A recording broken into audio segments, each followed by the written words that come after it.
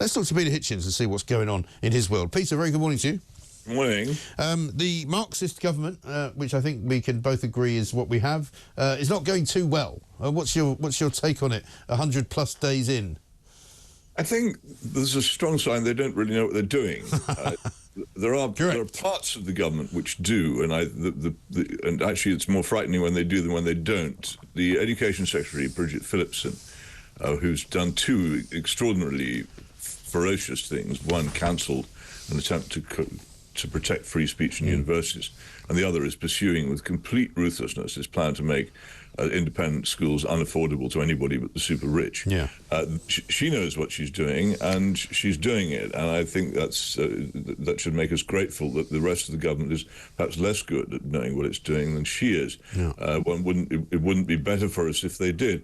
This episode, this extraordinary episode of the Labour Party giving open support, and remember this is a governing party now, and has been a governing party since July the 4th, giving open support to one side in the American presidential election is just so inept. You probably remember John Major got into terrible trouble because the Tories went into the background of Bill Clinton in a way which helped the Republicans. Yeah.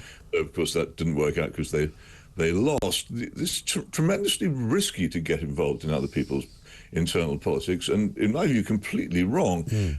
If you remember the enormous fuss that was made about, as far as I could tell, completely evidence-free claims that the Russians were intervening on Donald Trump's behalf in the election that he won. In 2016, yeah. The huge screaming and shouting which particularly the Democratic Party engaged in on that occasion, without, as far as, again, I could see any evidence anything was going on. Had there been Russian interference in the American election, it would have been a very, very serious thing.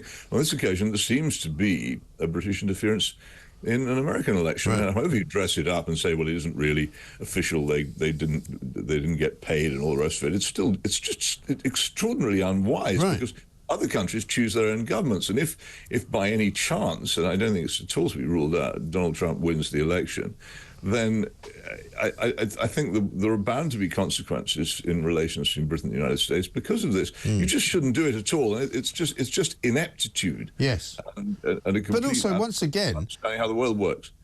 Once again, Peter, they've sort of got it all wrong, because instead of just putting the story to bed by dismissing it in whatever way that they could do so, once again they've been caught out sort of telling lies. Let me show you what Environment Secretary Steve Reed said to me yesterday. Well, of course, it's up to people as private individuals to choose what they do with their own free time and their own free money. If people want to spend their holiday campaigning in elections in other countries, well, it's legal here, it's legal there, and it happens both way around. Yeah, but it's quite serious, is it not, for a potential president of the United States of America to file, a legal action against the Labour government of this country? I mean, it's quite a big deal, isn't it? I suspect he's more looking for a headline than a prosecution, because it's entirely legitimate for individuals to choose how they spend their free time and their money, and that's what's happened in this case. The Labour Party itself was not involved in organising or funding those trips. It's individuals choosing to do what they want with their own time. Now, it turns out that's an entirely untrue statement, because Steve Reed, whether he knew it or not at the time when he said it, was wrong. Because it turns out that Morgan McSweeney, the Chief of Staff of Downing Street right now, was given money to take a trip to America, and his trip was paid for by the Labour Party. Well, you always wonder, don't you, when the Environment Secretary is put up to speak for the government. I didn't even know who he was until just now, but as one so often doesn't these days, the poor man, I doubt whether he'd been, as they say, properly briefed. You can't blame him, but again, it's more ineptitude. By the way, did you notice that yesterday he was wearing a Remembrance Day poppy? I did.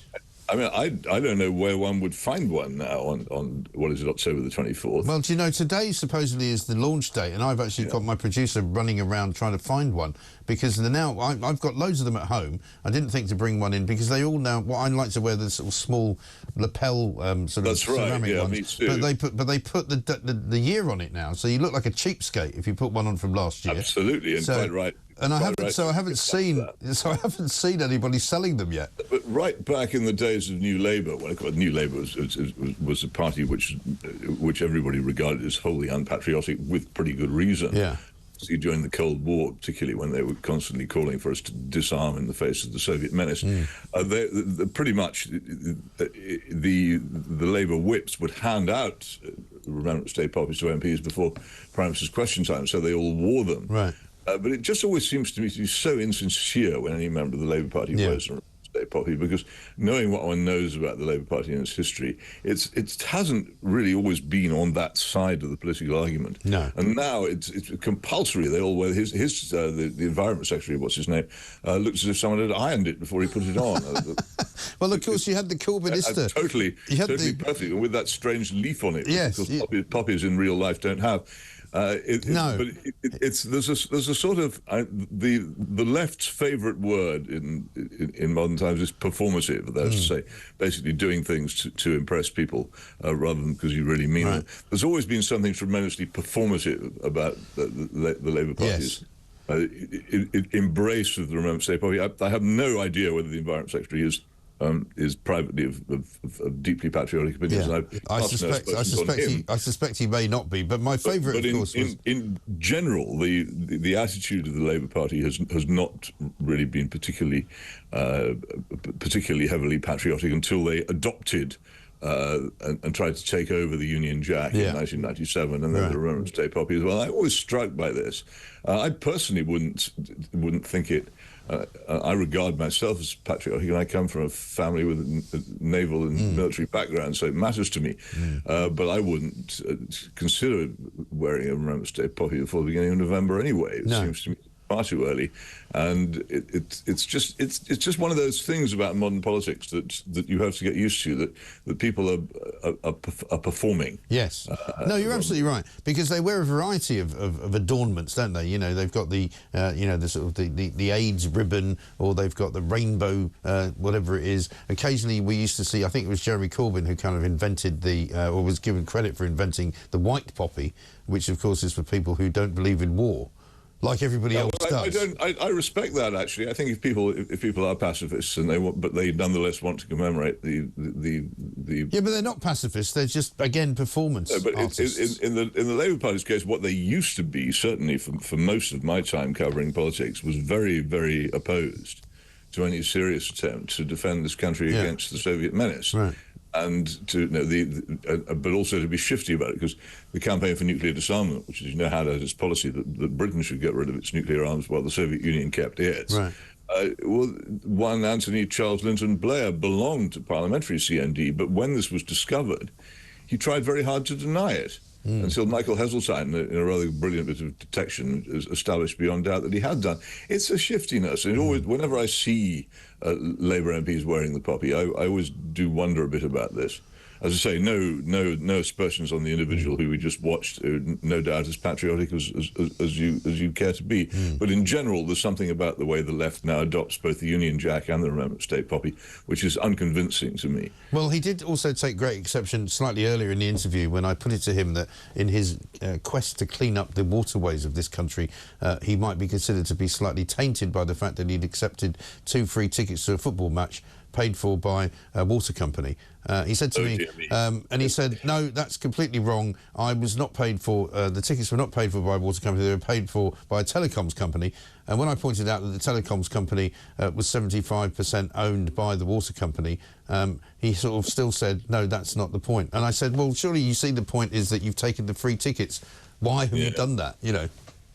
Well, you can't be too careful, can you? And the simple answer to that is just don't take the gift. Exactly. It's not difficult, is it? It's not complicated. You never know exactly where they might come from, but it's peculiar as everything's joined up. I mean, it's the gas people and the water people and the electricity people all seem to own each other. Right.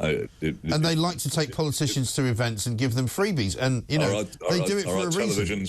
Our televisions now powered by gas. Will hot water come out of your telephone? I just don't. Everything is so completely linked. Ever since a company was formed, which I think has now disappeared, called Canterbury Schweppes, which seems to be an impossible. So owns everything.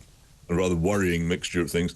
I just don't know what any of these companies actually do or own anymore. So whoever offers you the gift, there's a pretty strong chance that they will be somebody who isn't very good at keeping the water clean, and indeed lets horrible things get into the water. So be careful. Just don't take the gift. Right. Indeed. One question for you. Did you feel any sense of dread as you watched Vladimir Putin welcoming various world leaders to this BRICS event that he's holding in Kazan? He first had President Xi from China, then he had the Indian leader, he's got Brazil there. He looks, for all intents and purposes, like a man who doesn't have a worry in the world.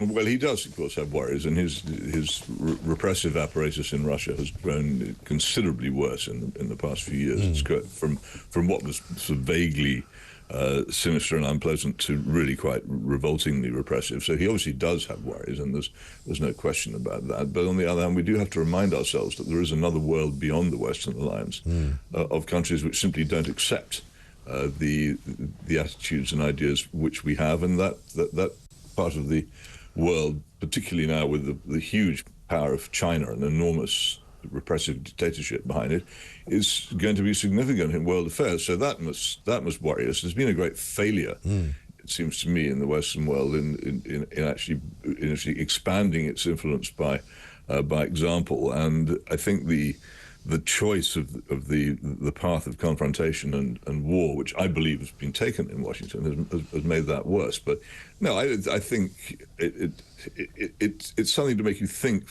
more than to worry at the moment. But the growing power and influence of China and the declining influence of the United States is going to be a big feature of the next 50 years. Yeah. And what is your genuine opinion on who's going to be worse for the world, Kamala Harris or Donald Trump? It's an election in which I hope both candidates lose. I really can't. It's typhus versus cholera. Which would you prefer? I don't. They're both repellent to me, and I won't be driven. However awful Kamala Harris is, I won't be driven into saying that I would want Trump to win. There's just something so frightful about him, both personally and politically, that I cannot bring myself to take that step.